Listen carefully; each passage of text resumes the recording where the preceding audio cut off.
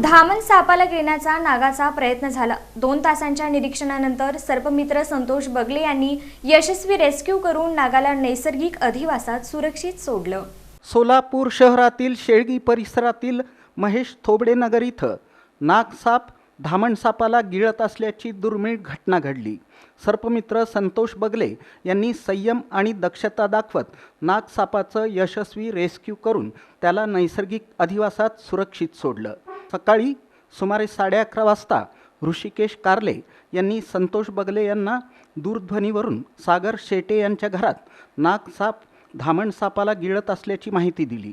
माहिती मिळताच बगले यांनी तातडीनं घटनास्थळी धाव घेत अवघ्या 3 मिनिटात तिथं पोहोचले। घटनास्थळी पोहोचल्यानंतर नागसाप धामण सापाला गिळत असल्याचं दिसून आलं। परिसरात मोठ्या संख्येनं नागरिक जमा झाल्यानं त्यांच्या सुरक्षिततेच्या दृष्टीनं सर्वांना सुरक्षित अंतरावर उभं करण्यात आलं। साप जिन्याखालील आडोशात असल्यानं निसर्गाच्या प्रक्रियेत कोणताही हस्तक्षेप न करता जवळपास 2 तास संयमानं निरीक्षण करण्यात आलं। निरीक्षणादरम्यान नाग ज्या ठिकाणी होता त्या फळीतील एक खिळा त्याच्या शरीरात रुतत असल्याचं दिसून आलं। त्यामुळं नागाला त्रास होऊ लागल्यानं त्यानं आपल्या पोटातील धामण साप बाहेर काढला। त्यावेळी धामण साप नागापेक्षा आकारानं मोठा असून तो मृत झाल्याचं आढळलं। त्यामुळं नागाला तो पूर्णपणे गिळणं शक्य झालं नव्हतं।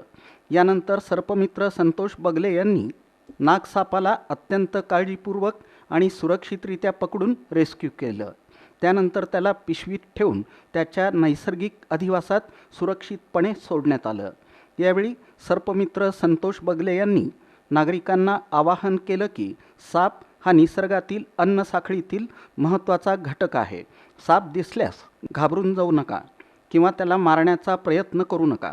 अशावेळी प्रशिक्षित सर्पमित्रांशी तात्काळ संपर्क साधावा।